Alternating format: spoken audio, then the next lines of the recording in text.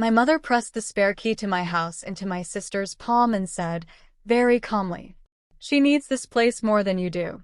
She didn't ask me. She didn't warn me. She just reassigned my home like it was a sweater I'd outgrown.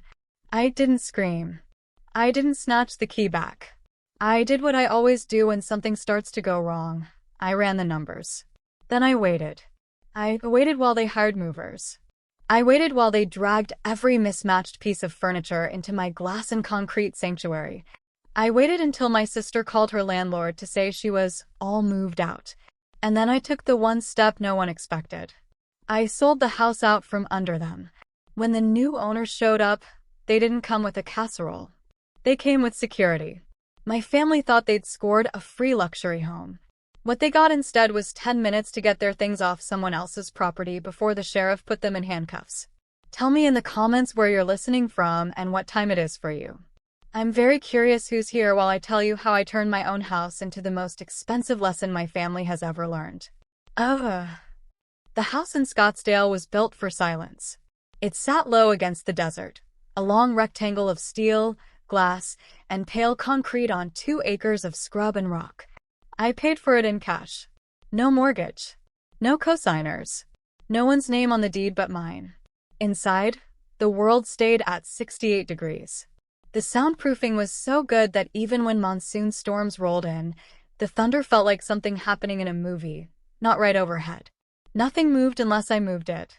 For the first time in my life, I had a space no one else had a claim on. So when I turned into my driveway that Friday afternoon, I knew something was wrong before I even stopped the car.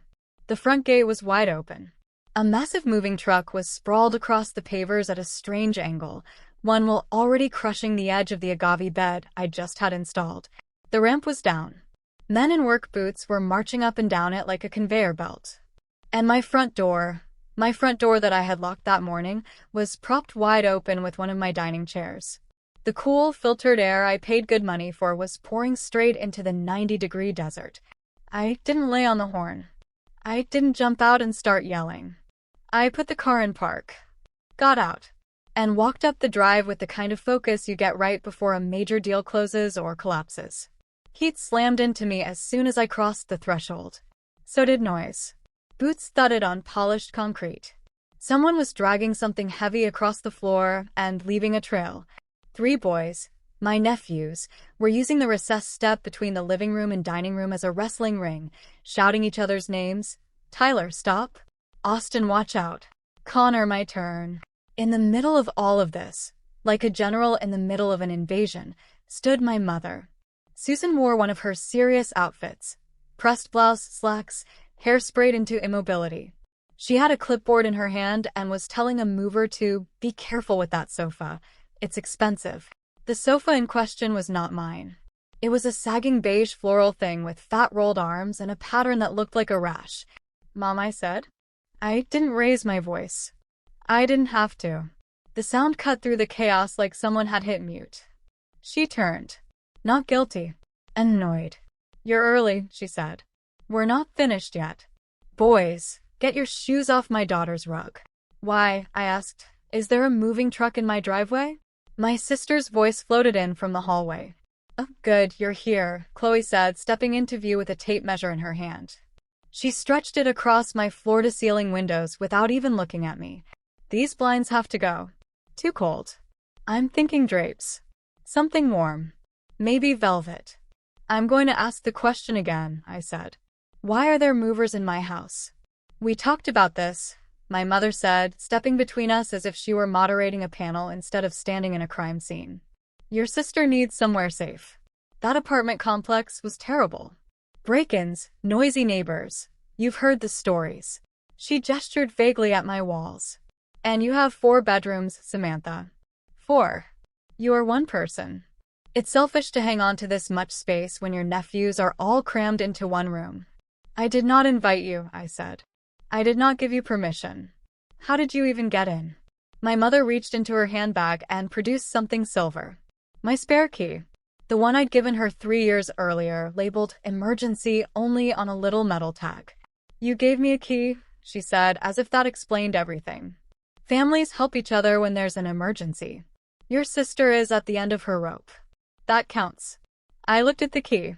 It didn't look like a thin piece of metal anymore. It looked like a weapon. I had trusted her with an exception. If I was in the hospital, if there was a fire, if a pipe burst while I was out of town. In her head, that became, if Chloe is mildly inconvenienced. One of the boys, Tyler, probably, dragged a sticky hand down my back glass wall, leaving a streak of something fluorescent behind. Chloe didn't notice. She was already mentally redecorating, eyes bouncing across my furniture like she was shopping. In that moment, something in me flipped. It's a feeling I know well from my work life. The exact second you realize a business deal you've spent months negotiating is toxic, you understand that no amount of effort will turn it into something fair. Some people fight harder then. I don't. When it's unsalvageable, I don't waste energy pretending it's not. I cut my losses and start planning the exit. Standing there in my own entryway, with someone else's ugly couch scraping across my floor and my mother holding up my key like a trophy, I realized something I didn't like admitting. This wasn't my home anymore. They'd broken in physically. But more than that, they'd broken the one feeling that had made that house special. Safety. Even if I forced them out that afternoon, every room would feel like a place where I'd been undermined. I didn't want to patch that. I wanted to erase it. So I did something that made my mother relax instantly. I let my shoulders drop. Fine, I said evenly. If you need the space that badly, we'll figure something out. There it was. Victory flashed across her face. I knew you'd be reasonable, she said, relief and smug satisfaction blending. Now help the movers. They charge by the hour. I turned around, walked back out the open door, got in my car, and drove away. I didn't lift a single box. Instead, I checked into a hotel downtown, opened my laptop, pulled up my contacts, and reached out to the one person I knew who would see my problem the same way I did. As an asset move, not a family drama. The suite at the W was all chrome and dark wood, with a king-size bed that looked like it had opinions about who should be in it. I set up my laptop on the desk by the window, connected to the hotel Wi-Fi, and logged into the app for my home security system. 4 windows popped up. Living room, kitchen, hallway, exterior. On one feed, I watched movers lug my Italian leather sectional out of its place and shove it against a different wall because Chloe wanted room for her massive, cheap television. In another window, my mother was unpacking chipped plates and mismatched mugs onto my quartz counters, moving aside the dishes I'd chosen because they fit the lines of that kitchen, not because they were on sale at a strip mall. They moved like people certain they belonged. It didn't matter to them that they hadn't paid a cent toward that house, or that it had come from work they'd never seen me do. They weren't thinking about history. So I did. That house didn't come from family money. My parents don't have money. They have debt and stories about what they could have been. Obsidian Holdings, the trust that owned my property, was funded entirely by the sale of a tech company I'd built out of coffee and insomnia in my 20s. No one had helped me. No investors with friendly faces. No family loans. Just me. I remembered the day I signed the deed. Outside, the temperature had been in the triple digits. Inside, the air was cool, still, full of that faint new construction smell. I'd stood barefoot on the polished concrete of that empty foyer, listening to nothing. No TV in the next room. No blender. No phone vibrating with, "Can you spot me rent this month?" Just quiet. It was the first time in my life I'd felt genuinely out of reach. Looking at the screen now, watching a child try to jam a screwdriver into the lock of my wine fridge, that feeling snapped in half. For 29 years, my mother had poured every ounce of energy into making sure my sister never hit a wall too hard. If Chloe failed a class, the teacher was against her. If she lost a job, the boss was crazy. If she couldn't make rent, the refrain was always the same. "You're single, you have so much more. Can't you help your sister a little?" I was the emergency fund. Chloe was the permanent emergency. And here they were, treating the one space I'd carved out as their right. The anger came. Sharp. Hot. But under it was something colder. Math. If I called the police right then, it would be loud. Screaming. Crying. Mom clutching her chest. Chloe listing every way in which life had been unfair to her. The boys crying because grandma was crying. They'd make me the villain. They'd drag it out. They'd dig their emotional hooks in deeper, call every relative we had, tell everyone I'd thrown children out onto the street. And they might still end up there. But I'd be the one with my fingerprints on the push. I didn't want that. I wanted them out. Completely. With no way back. That required something more clinical than a scene. It required a transaction. I opened my contacts. Found the number. Vance. We'd met at a charity event. A quiet man in a very expensive suit who bought distressed properties the way some people buy wine. He ran a development company that specialized in cash deals and quick closes. He didn't care about decor. He cared about potential. I sent a text. Have a North Scottsdale property. 2 acres. Modern build. Interested in selling off-market. Cash only. Immediate close. He replied in under a minute. What's wrong with it? I looked at the feed where Chloe was measuring for drapes, and my mother was rearranging my kitchen. Occupants, I typed. Family. Unwanted. I want to sell as is with them still inside. Can you handle it? Another pause. Then. Depends on price. He sent a number. It was low. A developer's number. It shaved a chunk off what I could have gotten if I'd staged the place, hired a realtor, waited months. But it was also more than enough to buy something smaller, somewhere else, far away. I stared at the screen with my sister's Instagram story at the top of it, a boomerang of my pool with the caption, "Our new home." #blessed, and thought about the cost of staying in a war zone. Then I typed back one word. Deal. I didn't feel like someone losing a home. I felt like someone offloading a stock that had just started to tank, before it dragged the whole portfolio down with it. The next 3 days were a masterclass in why silence is terrifying. Most people think being quiet means you're sulking or avoiding conflict. In reality, silence is one of the most aggressive tools you can use in a negotiation. You stop responding. The other side starts making up their own story to fill the space. I checked out of the Scottsdale house mentally and settled into my hotel suite like it was a command center.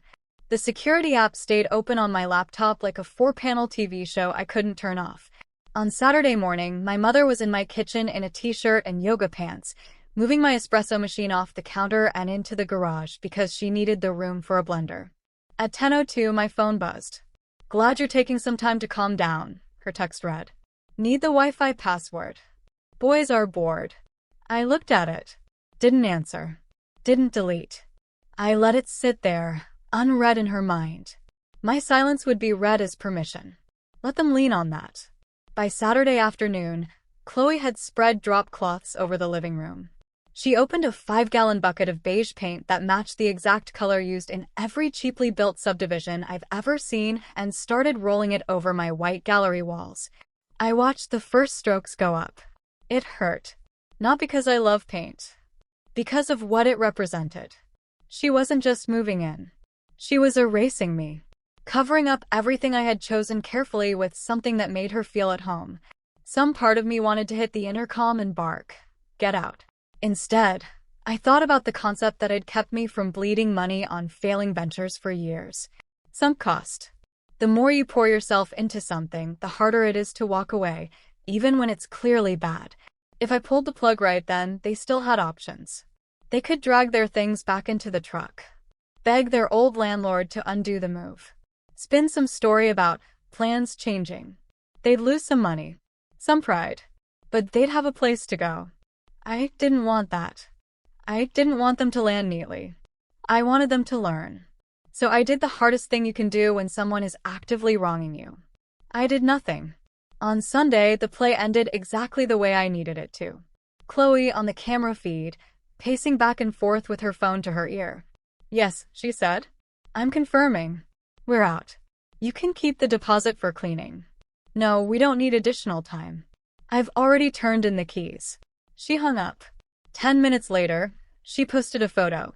Her 3 boys grinning in front of my living room window, pool shining behind them. Caption, new chapter. So thankful to finally have a house big enough for all of us. #new home, #family first. She had burned her old bridge. Publicly. I closed the laptop. The meeting with Vance was Monday morning. They'd just finished constructing their cage. I was about to sell it. Vance Development's boardroom looked like every cliché in every movie where a corporation decides someone's fate. Floor-to-ceiling glass. Long, intimidating table. Chairs that probably cost more than my first car. It was cold enough to hang meat in there. Vance himself looked like someone had taken a spreadsheet and taught it how to wear a suit. Calm eyes. Polished cufflinks. No warmth. He scrolled through the digital contract on a tablet. Purchase price $1.5 million, he said. Funds wired today. Title transfers from Obsidian Holdings to VDG Asset Recovery upon confirmation. He looked up at me. You understand that once you sign, we own everything, he said. The building. The land. The fixtures. Any people inside become our problem to remove, using whatever legal means we deem appropriate.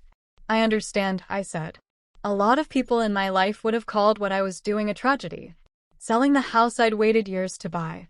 Giving up the pool I'd never really used. The kitchen I'd finally gotten exactly the way I wanted it. But sitting in that chair, watching his finger hover over the execute button, I didn't feel like I was losing a dream. I felt like I was finally cutting out an infection.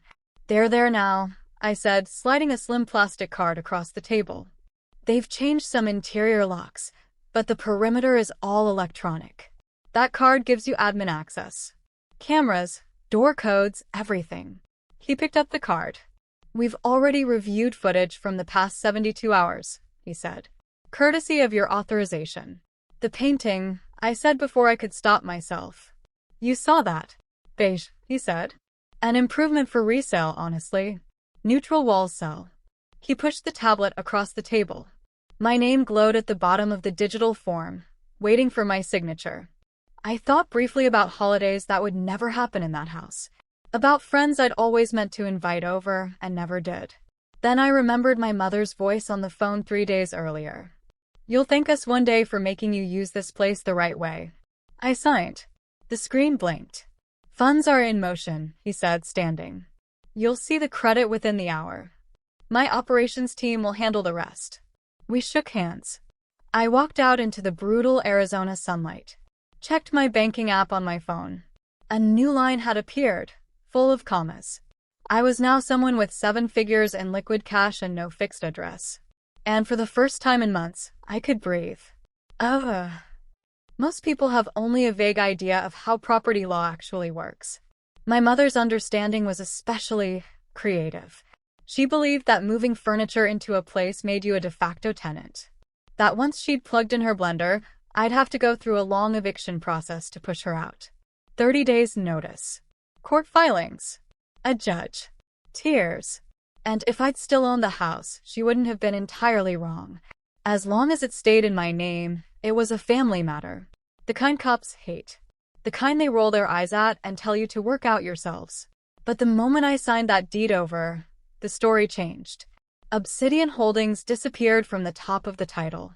VDG Asset Recovery took its place.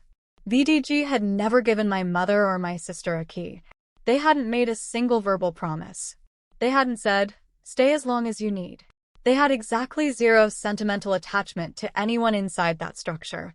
From their perspective, my mother and my sister weren't guests who overstayed. They were strangers illegally occupying a corporate asset. And because Chloe had started painting walls, they weren't just squatting. They were actively damaging property owned by a corporation. That moved things from civil to criminal. I parked a rental car a couple of blocks away that afternoon, angled so I could see the top of my old driveway. I still had the app open, even though I'd transferred control. Old habits die hard. At 2 p.m., a final notification popped up. System disarmed by Master Admin. A text from Vance followed a minute later. Security on site. No emojis. No details. Just fact. They didn't send a polite letter or a man with a clipboard. They treated it like what it was to them. An unauthorized encroachment on an expensive investment. The footage I saw later came from body cameras. Black SUVs rolled up first, low and quiet, pulling right into the driveway so the moving truck that still lingered like a bad decision couldn't back out. Then came a sheriff's cruiser, lights turning but siren off. The lead security officer swiped the access card over the digital lock. The keypad chirped its happy little beep and the door opened. No one inside heard a polite knock. On the kitchen camera, my sister's head snapped up as soon as the door swung. "Hey," she shouted. "You can't just... Who are you? Get out. This is private property." The man at the front didn't flinch. "Ma'am," he said, voice flat, "you need to step back from the wall. You're currently on private corporate property without authorization. You cannot be here." My mother stormed in from the dining area, dish towel in hand. "This is my daughter's house," she said. "I'm Susan. You're trespassing. I'm calling the police." "The police are already here, ma'am," he said, glancing to his right where the deputy stood, hand resting on his belt. "This house belongs to VDG Asset Recovery. You're not on the lease. You have no tenancy rights recognized by this owner. Isabella owns this house." My mother snapped, using my full name like a weapon. "She gave me a key. She told us we could." "The deed was transferred on Monday," the deputy cut in. "We have the paperwork. You've been asked to leave. You've continued altering the property. That puts us into criminal territory. You have 10 minutes to vacate with your belongings. If you are still here in 11, you leave in cuffs." The color drained from my mother's face. "You can't do this," she said. "We have children here." The officer glanced at the boys, who had come to stand near the stairs, watching with wide eyes. "No one's hurting your kids," he said. "But you have to move fast. Clock's ticking." Security didn't pack nice little boxes. They grabbed what they could carry, armloads of clothes, lamps, kitchen junk, and marched it out the door. They didn't load it neatly into the moving truck. They put it on the curb. My couch. Their TV. Boxes half-labeled in marker. A mound of life spilling into the gutter under the unforgiving sun. At 3:15 my phone lit up. "Mom," I answered. "Samantha," she shrieked. The sound distorted the speaker. "There are men here throwing our things outside. They're saying you sold the house. Tell them they're wrong. Fix it. Now." I watched a plastic bin tumble off the stack and crack open. Toys rolled into the street. "It's not a mistake," I said calmly. "I did sell it." "How could you?" she screamed. "We have nowhere to go. They're saying they'll arrest Chloe if we don't leave. You have to stop them. You're her sister. You're my daughter. You owe us." "I don't owe you my home," I said. "You helped yourself to that. The owner doesn't want you there. Take it up with them." "You are abandoning your family," she said. "After everything we've done for you." I thought about the key she'd used like a crowbar. "You gave my house away," I said. "All I did was sell the problem you created. Keep the beige paint if you want. That's the only part that's yours." I ended the call. Blocked the number. On the live feed, I watched the last box hit the pavement. The security team stepped back inside. The door closed. The new owner's crew set the lock. For the first time in days, the living room was empty. No floral couch. No screaming boys. No blender on the counter. Just a beige box in the middle of the desert that no longer had anything to do with me. The aftermath wasn't neat. Chloe ended up paying for a week at a cheap motel off some highway, hemorrhaging what little she had left on takeout and gas. The cancellation fees from her old place, the movers, the paint, it all added up.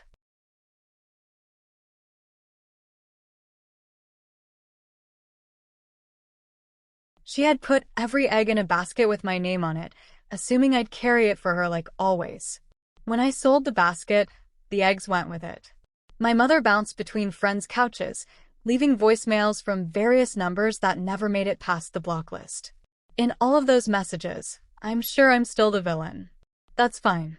Labels don't cost me anything as long as I don't live under their roof. I, meanwhile, sat in the first-class lounge at the airport a week later, watching planes taxi. My phone lay face down next to my boarding pass. No buzzing. No flashing. Just blessed, unremarkable stillness. I opened my banking app one more time and looked at the line item from Vance's company. $1.5 million. To some people, that's retirement. To others, that's a rounding error. To me, it looked like something else entirely. It looked like a severance package. The final payout at the end of a lifetime contract I'd never agreed to but had been paying into since I was old enough to pick up after my sister. People romanticize family like it's this magical bond that excuses anything. To me, it had started to feel more like a subscription service I never signed up for. Automatic debits of time, money, emotional bandwidth. No way to cancel. Selling the house wasn't cruelty. It was closing an account that had been in the red for years. I picked up my bag when they called my flight. A destination on the boarding pass no one back home knew. No one had a key waiting for me on the other side. I walked down the jet bridge without looking back toward the city that contained my old address, my old house, my old role. I'd offloaded the liability. And this time for once, I was keeping the profit. If you've ever had to burn something down, literal or metaphorical, to stop others from living off your work, tell me in the comments. Would you have called the cops the minute they walked in, or would you have sold the whole house like I did? Let's talk about it.